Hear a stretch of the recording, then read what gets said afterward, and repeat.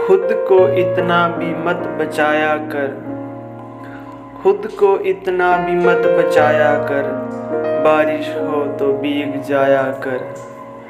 काम ले कुछ हसीन होठों से, बातों बातों में मुस्कुराया कर।